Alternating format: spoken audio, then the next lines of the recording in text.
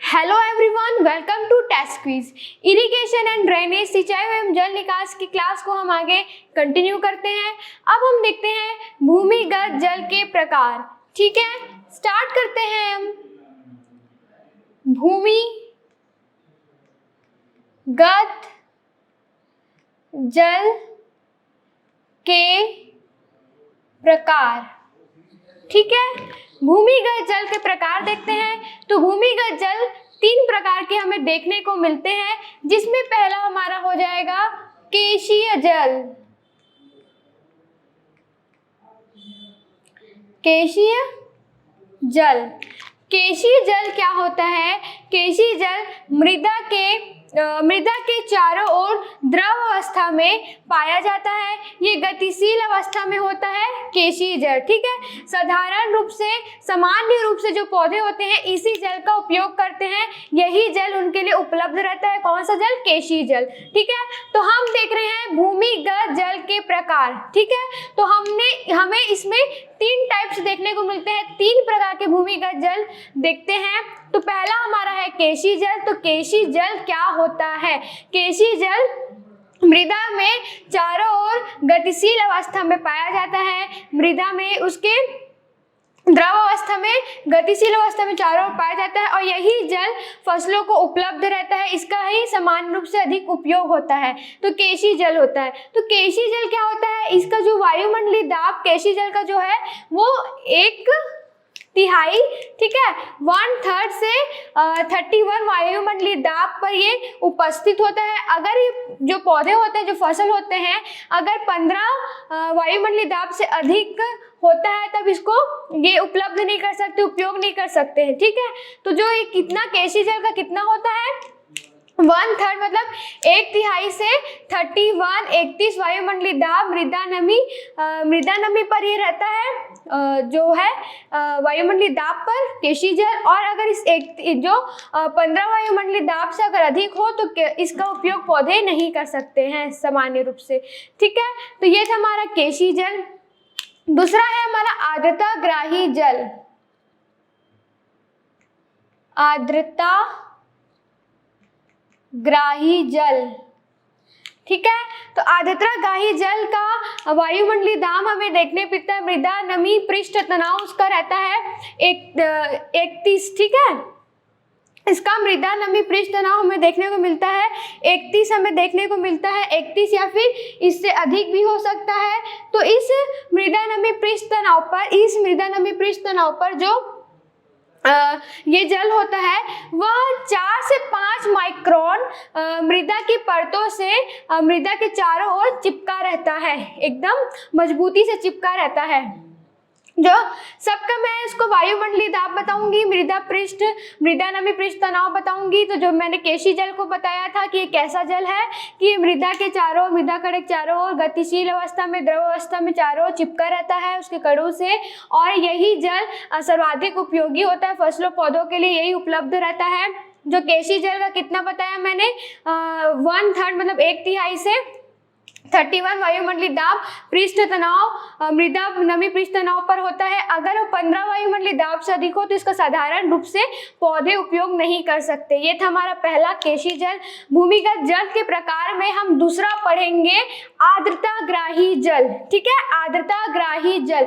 आर्द्रताग्राही जल को मैंने जैसे बताया आपको, इसका वायुमंडलीय दाब मृदा नमी जो प्रतिशत है, इसका पृष्ठ तनाव है, मृदा नमी पृष्ठ तनाव है, वो होगा 31 या फिर इससे अधिक। ठीक है, और ये 4 से 5 माइक्रोन जो मृदा कणों के चारों ओर परत से चिपका रहता है, मजबूती से चिपका रहता है। और जो यह जल रहता है वो उसका जो ना ये गतिशील अवस्था, गतिहीन होता है, और ना ही द्रव अवस्था में पाया जाता है ये जो जल होता है। इसलिए साधारण तौर पर जो पौधे होते हैं, जो फसलें होते हैं, इसका उपयोग नहीं कर सकते हैं। तो ये होता है हमारा आर्द्रताग्राही जल। ठीक है, जो इस जल का उपयोग साधारण तौर पे नहीं कर सकते, तो इस जल में जो मृदा कण है उसको 100 से 110 डिग्री सेंटीग्रेड जो सेल्सियस तापक्रम में 8 से 10 घंटे गर्म करने के बाद ही उसका उपयोग किया जा सकता है। तो ये था हमारा आर्द्रताग्राही जल। ठीक है, इसके आगे बढ़ते हैं तो इसके भूमिगत जल के प्रकार में तीसरा हमारा हो जाएगा गुरुत्वीय जल। ठीक है, गुरुत्वीय जल।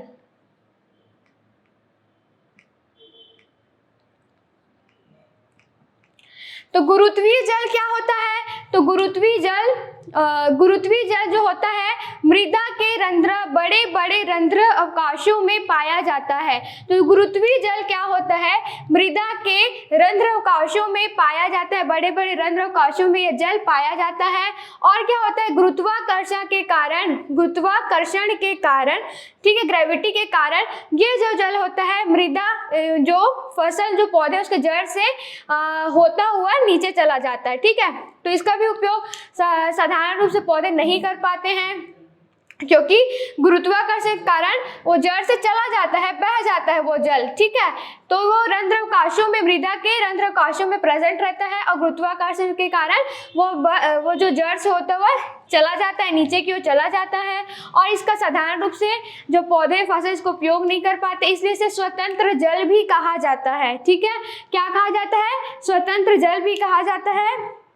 और जो इसका वायुमंडलीय दाब होता है, जो मृदा नमी पृष्ठ तनाव होता है, वो 1/3 एक तिहाई इस जल का होता है और इसे स्वतंत्र जल कहा जाता है। ठीक है, तो साधारण से उसका भी उपयोग नहीं हो पाता, इस जल का उपयोगी नहीं रहता, उपलब्ध नहीं हो पाता पौधे फसलों को। तो ये था हमारा गुरुत्वीय जल। तो इस चैप्टर इरिगेशन एंड ड्रेनेज में जो हमने सिंचाई एवं जल निकास में जो हमने भूमिगत जल के प्रकार देख रहे हैं, उसके 3 टाइप्स हमको देखना था। तो केशी जल हमने देख लिया कि क्या होता है। ठीक है, हमने आर्द्रताग्राही जल देखा इसका, और तीसरा है गुरुत्वीय जल।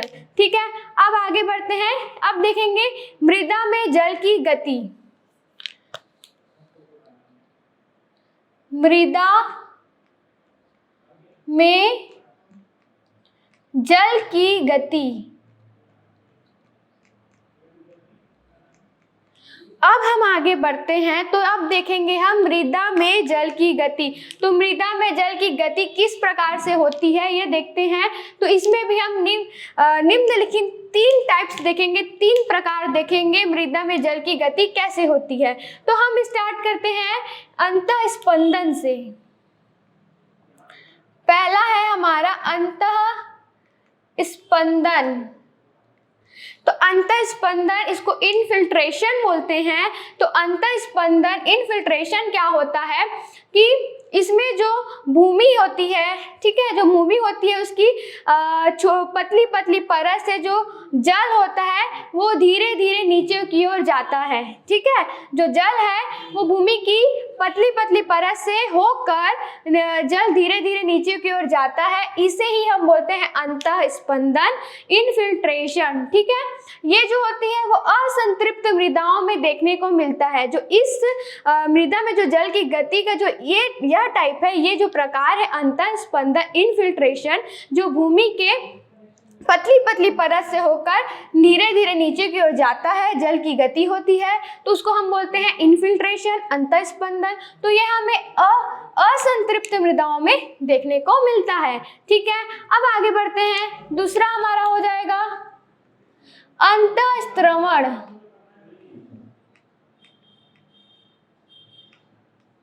अंतःस्त्रवण क्या होता है? जब जल का बहाव नीचे की ओर होता है, पानी का बहाव नीचे की ओर, मृदा में नीचे की ओर होता है, हम उसे बोलते हैं अंतःस्त्रवण। ठीक है, अंतःस्त्रवण मीन्स पानी का बहाव, जल का बहाव पौधों की नीचे की ओर होता है, बहाव नीचे की ओर जाता है, उसे बोलते हैं अंतःस्त्रवण। यह हमें संतृप्त मृदाओं में देखने को मिलता है। ठीक है, अंतःस्पंदन असंतृप्त मृदाओं में, जो अंतःस्त्रवण है वो होता है संतृप्त मृदाओं में देखने को मिलता है। अब इसके आगे हम बढ़ते हैं रिसाव, सीपेज बोलते हैं। ठीक है, रिसाव देखते हैं। थर्ड इसका जो मृदा में जल की गति का रिसाव देखते हैं, तो रिसाव को क्या बोलते हैं? सीपेज बोलते हैं। ठीक है, सीपेज आपने सुना होगा, सीपेज हो रहा है बोलते हैं, रिसाव हो रहा है। तो क्या होता है, जब जो जल का बहाव है, जो जल की गति है, वो क्षैतिज रूप से होती है। ठीक है, क्षैतिज रूप से, मृदाओं में क्षैतिज रूप से होती है, तब इसे बोलते हैं हम रिसाव बोलते हैं। तो जो सीपेज बोलते हैं, तो ये क्या होती है, जो जल स्रोत नहर होते हैं, नहरें होती, नाली होती, वहां से जो जल होता है, इसी रूप में जो जल की गति होती है। ठीक है, रिसाव के रूप में ही जल की गति होती है, मतलब मृदाओं में क्षैतिज रूप से जल का बहना ही रिसाव होता है। और जो जल स्रोत जैसे नहरें, नाली, इस प्रकार से ही उनका जल की गति देखने को मिलती है।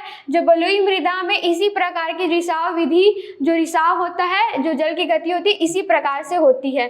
तो हमने देखा मृदा में जल की गति, तो इसमें हमने 3 टाइप्स देखने थे, इसके भी तो हो गए अंतस्पंदन, अंतस्त्रवण और रिसाव। ठीक है, इस टाइप से हमें जल की गति मृदाओं में देखने को मिलती है। अब हम आगे बढ़ते हैं, अब हम पढ़ेंगे कुछ इस चैप्टर से रिलेटेड। ठीक है, ये जो हमारा सिंचाई एवं जल निकास है, इरिगेशन एंड ड्रेनेज का जो चैप्टर है, उससे रिलेटेड कुछ महत्वपूर्ण परिभाषाएं देखेंगे, इंपॉर्टेंट डेफिनेशंस देखेंगे। ठीक है, महत्वपूर्ण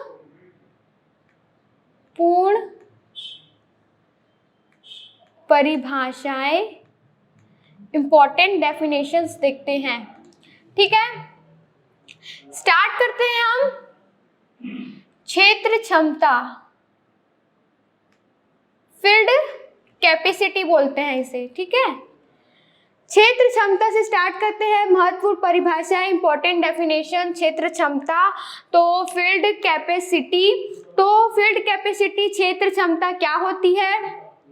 तो सिंचाई के बाद जो जल 36-48 घंटे बाद भी उसके रंध्र अवकाश में प्रेजेंट होता है, उपस्थित होता है, उसके गुरुत्वाकर्षण के विरुद्ध। ठीक है, जो गुरुत्वाकर्षण क्या करता है, उसको नीचे की ओर बहने को प्रेरित करता है, नीचे की ओर जाता है।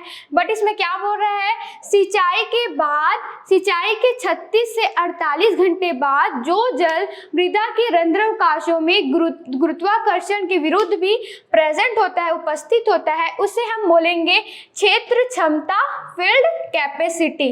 ठीक है, तो क्या होता है, जो क्षेत्र क्षमता होती है, अगर वो 50% से कम है, जो क्षेत्र क्षमता है वो 50% से कम है, तो सिंचाई की सलाह दी जाती है कि सिंचाई करना चाहिए। ठीक है, और इसका बोलता है जो क्षेत्र क्षमता होती है, इस अवस्था पर जो वायुमंडलीय दाब, मृदा नमी, पृष्ठ तनाव होता है, वह होता है 1/3, मतलब 1/3 होता है।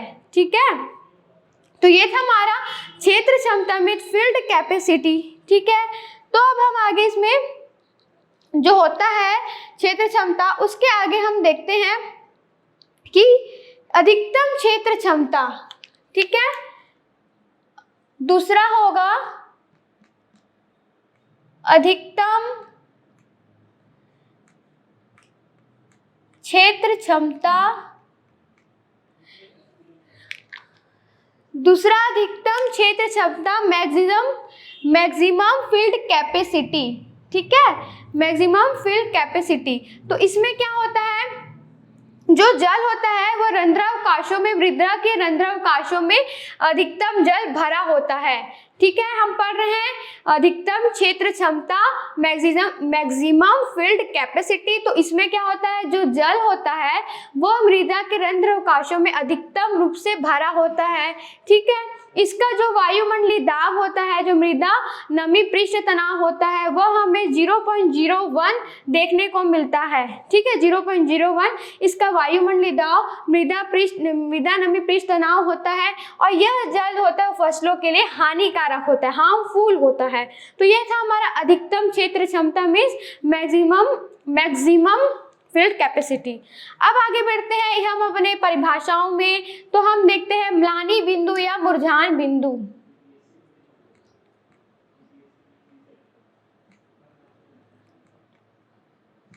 बिंदु या मुरझान बिंदु। तो यह क्या होता है म्लानी बिंदु या मुरझान बिंदु, कि जब पौधे के लिए जो आवश्यक जल, अवशोषित जल, वो जो जल को अवशोषित किए होते हैं पौधे, जो फसल होते हैं, उससे अधिक अगर जो जल है उनका वाष्पीकरण हो जाता है, वाष्पोत्सर्जन हो जाता है, तो जल की ज़्यादा अधिक मात्रा में नष्ट हो गया ना जल, क्योंकि पौधे जिस रूप में उसे अवशोषित कर रहे हैं, जितनी मात्रा में अवशोषित कर रहे हैं उससे अधिक उसकी हानि हो रही है, वो वाष्पीकरण उड़ जा रहा है, वाष्पोत्सर्जन हो जा रहा है उसका, तो मतलब जल नष्ट हो जा रहा है, तो उस पॉइंट को बोलते हैं हम म्लानी बिंदु। तब पौधे क्या होते हैं, मुरझाने लगते हैं, तो उसको हम बोलते हैं मुरझान बिंदु या फिर म्लानी बिंदु।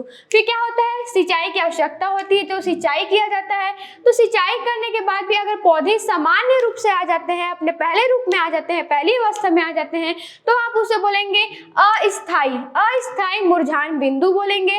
अगर सिंचाई के बाद भी अगर पौधे फसल अपने सामान्य रूप में नहीं आ पाते हैं, तो उसे हम बोलेंगे स्थायी मुरझान बिंदु। तो आपने म्लानी बिंदु, मुरझान बिंदु समझ में आ गया आपको। तो इसका हमें जो मृदा नमी पृष्ठ तनाव जो देखने को मिलता है, वायुमंडलीय दाब जो देखने को मिलता है, वो होता है 15, ठीक है, 15 वायुमंडलीय दाब मृदा नमी पृष्ठ तनाव इसका होता है म्लानी बिंदु या मुरझान बिंदु का। अब हम आगे बढ़ते हैं उपलब्ध जल या प्राप्त जल।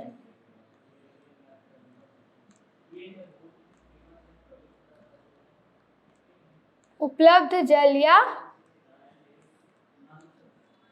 प्राप्त जल। अब उपलब्ध जल या प्राप्त जल क्या होता है उसको देखते हैं। तो जो क्षेत्र क्षमता और म्लानी बिंदु के बीच का जो जल हमें प्राप्त होता है, उपलब्ध जल कहलाता है या प्राप्त जल कहते हैं, उसे अवेलेबल वाटर बोलते हैं। तो क्या बताया मैंने, म्लानी बिंदु, मुरझान बिंदु और क्षेत्र क्षमता के बीच का जो जल होगा, जो हमें प्राप्त होता है, वो होता है उपलब्ध जल या प्राप्त जल, जिसे अवेलेबल वाटर बोलते हैं। तो पौधों में भूमि से प्राप्त जो जल की उपलब्धता होती है, जल की उपलब्धता सबसे सर्वाधिक होती है क्षेत्र क्षमता पर, फील्ड कैपेसिटी पर, और सबसे कम होती है मुरझान बिंदु पर, ठीक है। जल की उपलब्धता सबसे कम होती है मुरझान बिंदु पर सबसे अधिक होती है क्षेत्र क्षमता पर, फील्ड कैपेसिटी पर, ठीक है। अगर जल की कमी हो जाती है, सिंचाई के बाद भी जल पौधे मुरझाने लगते हैं, तो उसको क्या बोलते हैं, स्थायी मुरझान बिंदु कहा जाता है। तो उपलब्ध जल या प्राप्त जल का जो वायुमंडलीय दाब होता है, जो मृदा नमी पृष्ठ तनाव होता है, वो हमें 1/3 से 15 वायुमंडलीय दाब पृष्ठ तनाव हमें देखने को मिलता है अवेलेबल वाटर का। तो ये था हमारा उपलब्ध जल या प्राप्त जल। अब हम आगे बढ़ते हैं जलमान क्षमता।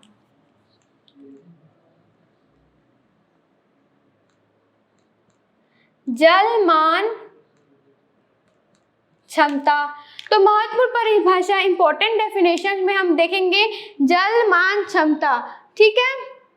तो जलमान क्षमता क्या होती है, एक क्यूमेक की गति से, हमने प्रीवियस क्लास में पढ़ चुका है एक क्यूमेक क्या होता है। तो एक क्यूमेक की गति से निश्चित अवधि तक जल मिलता है, जो पानी होता है वो बहता है, ठीक है। तो उससे प्राप्त जो जल होता है, उससे एक क्षेत्रफल में, ठीक है, जितने क्षेत्रफल में एक हेक्टेयर में जितने हेक्टेयर फसल प्राप्त होते हैं, उसे हम बोलते हैं जलमान क्षमता बोलते हैं, ठीक है। उसे हम क्या बोलते हैं, जलमान क्षमता बोलते हैं। इसे मैं फिर से रिपीट करती हूँ, रिवाइज करती हूँ। तो जलमान क्षमता क्या होती है, एक क्यूमेक की गति से निश्चित अवधि तक जो जल बहता है, ठीक है, जो जल की गति होती है, उससे जो क्षेत्रफल से, जितने क्षेत्रफल में होती है, उसे 1 हेक्टेयर अगर फसल हमें प्राप्त होता है, तो उसे हम बोलते हैं जलमान क्षमता, ठीक है। इसे हम हेक्टेयर में मापते हैं। जलमान क्षमता को जितना फसल हेक्टेयर में हमें प्राप्त होता है, उसे हम हेक्टेयर में मापते हैं। अब हम देखते हैं अपधावन क्षमता। छठवां हमारा हो जाएगा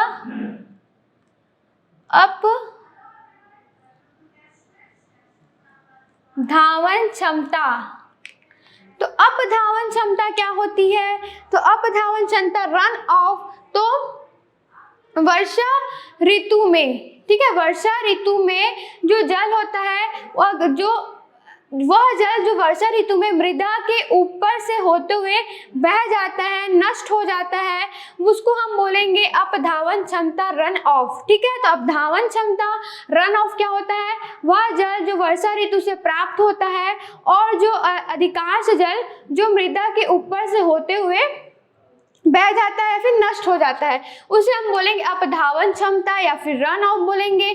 तो इसमें क्या होता है, जो जल नष्ट हो जाता है और उसके बाद मृदा का कटाव होता है, इससे क्या होता है, इससे मृदा का भी कटाव होता है, देखने को मिलता है। और वर्षा की जल की जो अधिकतम हानि है वो इसी रूप में होती है। ठीक है, जो वर्षा जल की अधिकतम हानि इसी रूप में होती है और इससे क्या होता है, मृदा का कटाव भी हो जाता है। ठीक है, अब आगे बढ़ते हैं, 7वां हमारा हो जाएगा सिंचाई की आवश्यकता।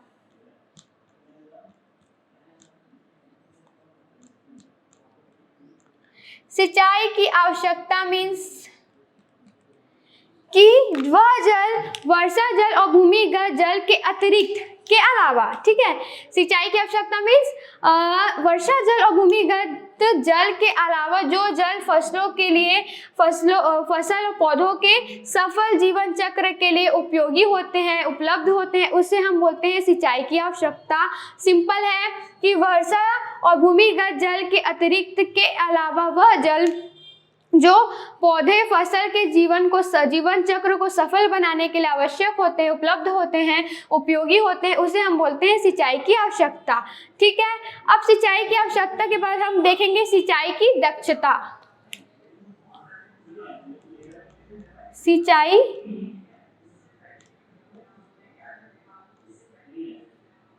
की दक्षता, सिंचाई की दक्षता क्या होती है? सिंचाई की आवश्यकता हमने पढ़ ली, सिंचाई की दक्षता क्या होती है? तो सिंचाई के द्वारा दिए जाने वाला कुल जल, ठीक है, सिंचाई के द्वारा जो जल प्रोवाइड किया जाता है, जो उपलब्ध कराया जाता है पौधों को, फसलों को, तो सिंचाई के द्वारा दिया गया पूरा कुल जल, ठीक है, कि कुल जल का प्रतिशत मात्रा, ठीक है, उसका प्रतिशत जो मृदा में जाता है और पौधों के उपयोगी होता है, पौधों को उपलब्ध होता है, तो मैंने बताया वो सिंचाई की दक्षता कहलाती है। तो सिंचाई की दक्षता क्या होती है कि सिंचाई के द्वारा दिया गया जल की मात्रा का प्रतिशत, कुल मात्रा का प्रतिशत जो मृदा के परतों में जाता है, मृदा के कणों में रहता है और जो जिनका उपयोग फसल करते हैं, पौधे करते हैं, जो उपयोगी होता है, वह जल सिंचाई की दक्षता कहलाती है। अब हम आगे बढ़ते हैं, अब हम देखते हैं सिंचाई क्षमता।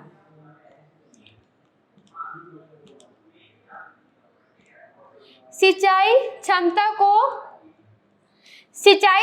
को हम जल प्रयोग क्षमता भी कहते हैं।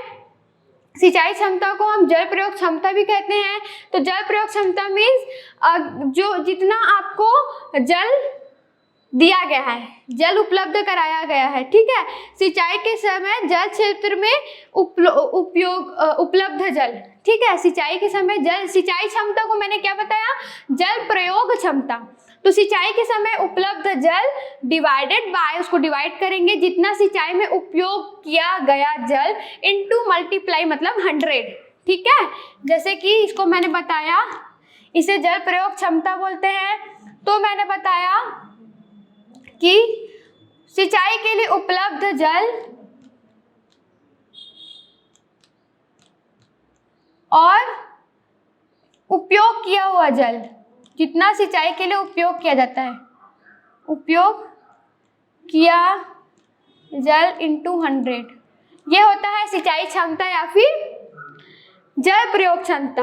अब आगे बढ़ते हैं हम, वाष्पीकरण, इवापोरेशन क्या होता है कि खुले जल की सतह से सूर्य की किरणों द्वारा जो जल वाष्पित होकर उड़ता है उसे हम वाष्पीकरण बोलते हैं, इवापोरेशन बोलते हैं। इवापोरेशन क्या होता है, वाष्पीकरण क्या होता है, तो जल की सतह से सूर्य की किरणों द्वारा जो जल वाष्पित होकर उड़ता है उसे हम वाष्पीकरण, इवापोरेशन कहते हैं। अब हम देखते हैं वाष्पोत्सर्जन। वाष्पोत्सर्जन क्या होता है, तो वाष्पोत्सर्जन क्या होता है, पत्तियों की सतह से होता है, ठीक है, पत्तियों की सतह से जो जल वाष्पित होकर उड़ता है, वाष्पोत्सर्जन कहलाता है। ठीक है, वाष्पोत्सर्जन क्या होता है? जो जो जल पत्तियों से होकर उड़ता है वो क्या कहलाएगा? वाष्पोत्सर्जन कहलाता है। अब हम देखते हैं जलवाहक क्षमता।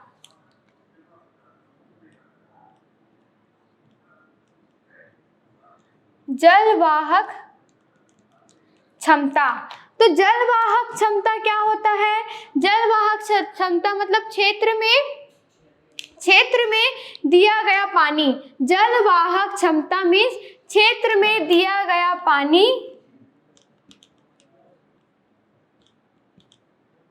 जितना पानी क्षेत्र में दिया जाता है और जल स्रोत से पूर्ति किया हुआ पानी।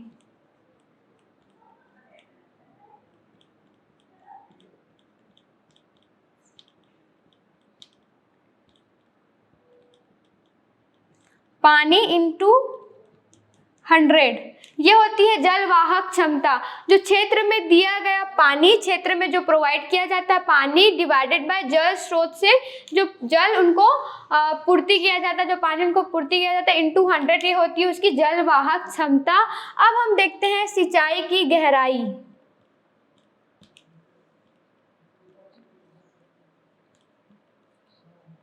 कि सिंचाई की गहराई क्या होती है। ठीक है, तो महत्वपूर्ण परिभाषाएं में हम सिंचाई की गहराई देखते हैं तो क्या होती है? पानी की मात्रा घन मीटर में और भूमि का क्षेत्रफल मीटर स्क्वायर में इंटू 100।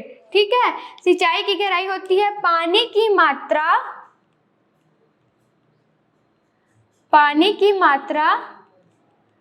घन मीटर में और भूमि का क्षेत्रफल